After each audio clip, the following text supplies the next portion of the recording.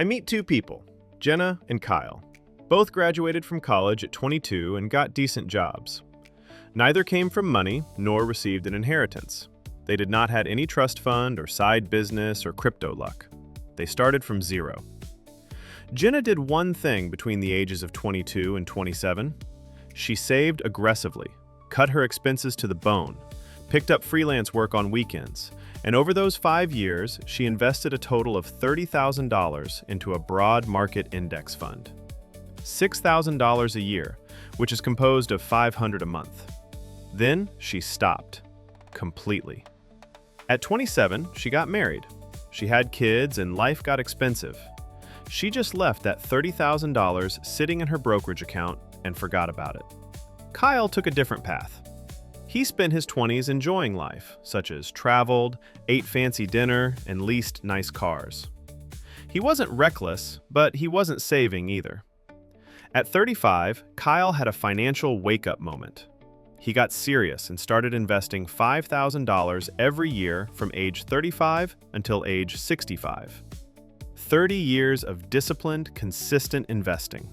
Total money invested by Kyle over his lifetime is $150,000. 5 times what Jenna put in. Here's the question. At age 65, who has more money? If you said Kyle, you just made the same mistake that keeps most people broke. The answer is Jenna, and it's not close. At a 10% average annual return, which is the historical average of the S&P 500 over any rolling 30-year period, Jenna's $30,000 invested between ages 22 and 27 grew to approximately $1.4 million by age 65. She added nothing. Compound interest did the entire job for 38 years. Kyle's $150,000 invested between ages 35 and 65, same 10% return, grew to approximately $820,000. Kyle invested 5 times more cash, and she was disciplined for 3 decades. He started 12 years too late, and that 12-year head start was worth more than $150,000 of additional capital. Let that math settle for a second. $30,000 beat $150,000, not by a little, by $580,000.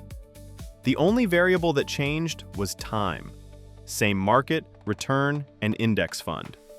Jenna's secret weapon was the calendar, not discipline or income or financial literacy. My name is Tom.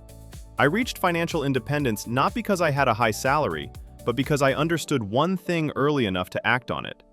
The first dollars you invest are the most valuable dollars you will ever have, and every year you wait costs you more than you can imagine. Subscribe if you've been putting off investing because you think you don't have enough money yet, because the number you actually need to change your financial future is a lot smaller than you think. And it has a deadline. I call it the $30,000 rule. The textbook never mentions it. I noticed this pattern in my own finances, and then confirmed by running the numbers hundreds of times. The rule is, the first $30,000 you invest is worth more to your future net worth than potentially the next $300,000 you earn in salary. Not because $30,000 is a magic number, but because of what $30,000 represents in the math of compound growth and in the psychology of wealth building. And once you understand why, you will never look at a small monthly investment the same way again. To understand why $30,000 is the critical threshold, you have to understand how compound interest actually behaves, because it doesn't behave the way most people think. Most people imagine compound interest as a straight line going up. You invest money, it grows a little each year, the line climbs steadily. That mental image is wrong. Compound interest is an exponential curve. It's nearly flat at the beginning, barely perceptible, and then at some point, it bends upward and goes almost vertical. The tragedy of most people's financial lives is that they quit during the flat part. Let's discuss it with real numbers. If you invest $500 a month into an index fund, earning 10% annually, here's what your portfolio looks like at each milestone. After year 1, you've invested $6,000, and your portfolio is worth about $6,300. You made $300 in gains. You worked all year, sacrificed things you wanted, put away $500 every month, and the market rewarded you with enough to buy a nice dinner. This is where most people quit. They look at that $300 and think, this isn't worth it. The sacrifice doesn't match the reward. It feels like pushing a boulder uphill for a pebble's worth of progress. After year 3, you've invested $18,000. Your portfolio is worth about $21,000. You've earned $3,000 in gains. Better, but still not life-changing. You could have spent that $18,000 on a used car, a vacation, a wardrobe upgrade, things you can see and touch and enjoy right now. The invisible number in your brokerage app doesn't compete with the tangible pleasure of spending. This is the second quitting point. After year 5, you've invested $30,000. Your portfolio is worth approximately $38,700. You've earned $8,700 in market gains. And this is where something shifts, not just in the math, but in your brain. $8,700 in gains is not a rounding error anymore. This real number is more than a month's salary for most people. And here's the part that changes everything. In year 5 alone, your portfolio generated approximately $3,400 in gains. That means your money earned $3,400 while you were sleeping, commuting, arguing with your boss, watching Netflix. Your money is now earning more per month than your monthly contribution. The student has surpassed the teacher. The snowball is now adding more mass from its own momentum than from your hands pushing it. This is the $30,000 inflection point. Below $30,000, you're doing all the work. Your contributions are the engine, and the market gains are a rounding error. It feels thankless and slow. You don't think you're making sacrifices for nothing. Above $30,000, the relationship inverts. The market starts doing more work than you are. Your $500 monthly contribution is still helpful, but it's no longer the primary driver of growth. Compound interest is now the engine. You went from pushing the car to sitting inside while the engine runs. I'm going to run one more set of numbers because this is the part where the curve bends and it needs to be visceral. That same $500 a month at 10%, here's what the gains alone look like each year as you go. Year 5, the portfolio gained about $3,400 in that single year. Year 10, the portfolio gained about $10,200 in a single year. That's almost the same as your annual contribution of $6,000. Year 15, the portfolio gained approximately $24,000 in a single year, 4 times your contribution. Year 20, the portfolio gained approximately $50,000 in a single year. You put in $6,000, the market put in $50,000. You've become irrelevant to your own wealth building. The money is making money that makes money that makes money. This is what exponential growth feels like, and it all traces back to the boulder you pushed past $30,000 in year 5. If you had quit at year 2 because $300 in gains felt pointless, none of this would exist. Charlie Munger, Warren Buffett's partner for over 60 years, famously said that the first $100,000 is the hardest. He was being mathematical. He meant that the first chunk of capital requires the most sacrifice per dollar of future wealth generated. After that first chunk, the machine runs itself. In 1960, when Munger said this, $100,000 was a fortune. Adjusted for what Munger actually meant, the principle behind his statement, the modern equivalent for a young person starting out in 2026, is closer to $30,000. That's approximately 6 months of median household income. Although it is not easy, it's achievable. While it doesn't require a 6-figure salary or a trust fund, it requires 1 to 3 years of focused, uncomfortable, unglamorous sacrifice. And that brings me to why $30,000 is not just a mathematical threshold, but a psychological one. I've talked to dozens of people about their finances over the past few years, and I've noticed a pattern that repeats with eerie consistency. People who get past $30,000 in invested assets almost never go back to zero. People who never reach $30,000 almost never start investing seriously. The number functions as a psychological point of no return. There's a reason for this. Below $30,000, the gains are invisible. Your portfolio might go up $47 in a week. You don't even notice. You check your brokerage app, shrug, and close it. The number doesn't feel real. It doesn't feel like it's doing anything. There's no emotional reward for the sacrifice. Above $30,000, the gains become visceral. Your portfolio swings $400 in a day. You see a $1,200 monthly gain sitting in your account that you did nothing to earn. That feeling, watching money appear in your account while you were at the grocery store, is addictive. Not in a dangerous way, in a way that rewires your relationship with spending, because suddenly, every unnecessary purchase has a visible competitor. That $200 jacket isn't competing against $200 in your checking account. It's competing against $200 added to a machine that you've watched turn $30,000 into $38,000 in front of your eyes. The jacket loses that fight almost every time. I experienced this shift personally. For the first 2 years of investing, I had to force myself to make the monthly transfer. It felt like throwing money into a hole. Then, somewhere around month 28 or 29, I crossed $30,000, and I noticed my portfolio had gained $780 in a single week without me doing anything. I remember staring at that number and doing the math in my head. That's almost $41,000 a year if that pace continued. It wouldn't continue at that exact rate, markets fluctuate, but the scale of the number rewired something in my brain.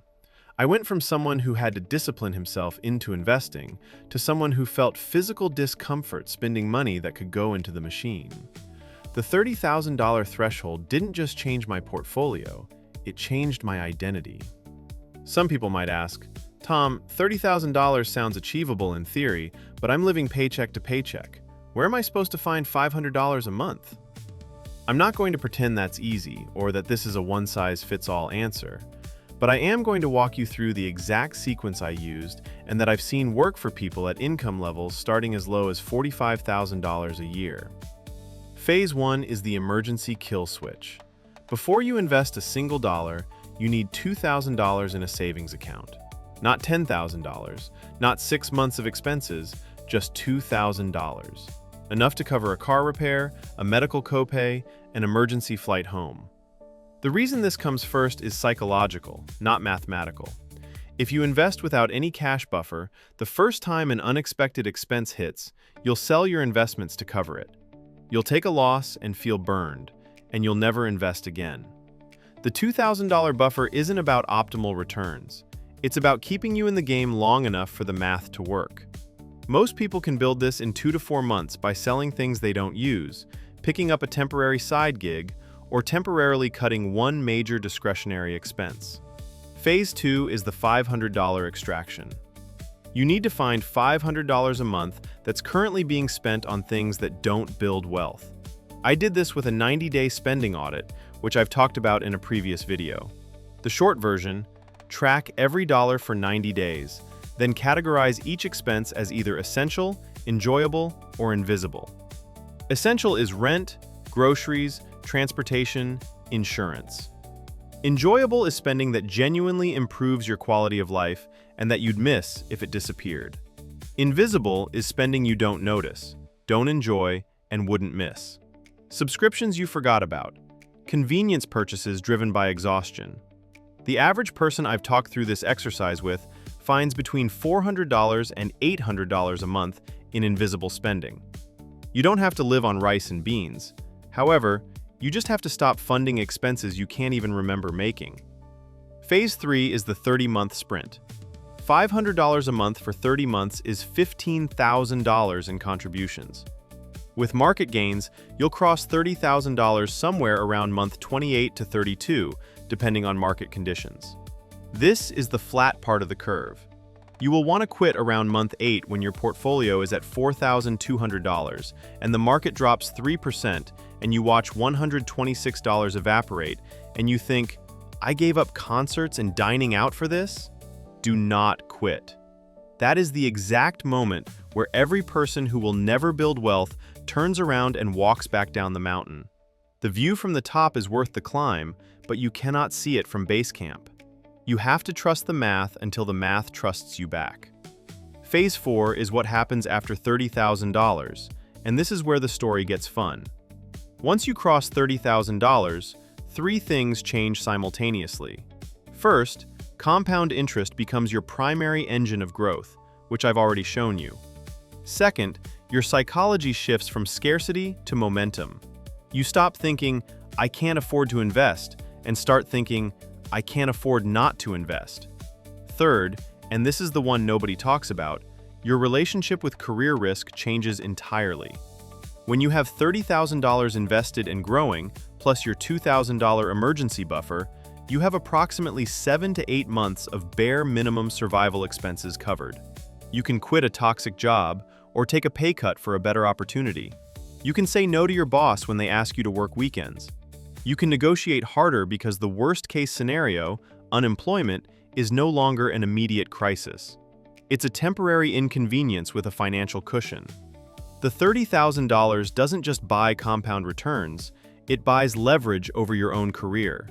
And career leverage, the ability to wait for the right opportunity instead of taking the first one offered, is one of the highest returning investments you can make. People who can say no to bad jobs tend to end up in better jobs. Better jobs pay more. More pay means more investing. More investing means more compound returns. The $30,000 created a flywheel. Let me bring this back to Jenna and Kyle, because I want the ending to be as uncomfortable as the beginning. Jenna invested $30,000 between ages 22 and 27. At 65, she had $1.4 million. But here's what most people miss about Jenna's story. The first 5 years were miserable for her. She was making $42,000 a year. After taxes, about $33,000. She was investing $6,000 of that. That left her $27,000 to live on. $2,250 a month for rent, food, transportation, everything. She had roommates. She drove a car with 140,000 miles on it. She said no to trips, to dinners, to things her friends were doing. She felt like she was falling behind socially while her peers were out living their lives. Those 5 years were not fun. But every year after that was free. From 27 to 65, 38 years, Jenna invested nothing, and her net worth grew by $1.37 million. She worked because she wanted to, not because she had to. She took career risks that her peers couldn't. She never once lay awake at night doing mental math about whether she could afford an emergency. 5 years of sacrifice bought 38 years of freedom. That's the trade the $30,000 rule offers you.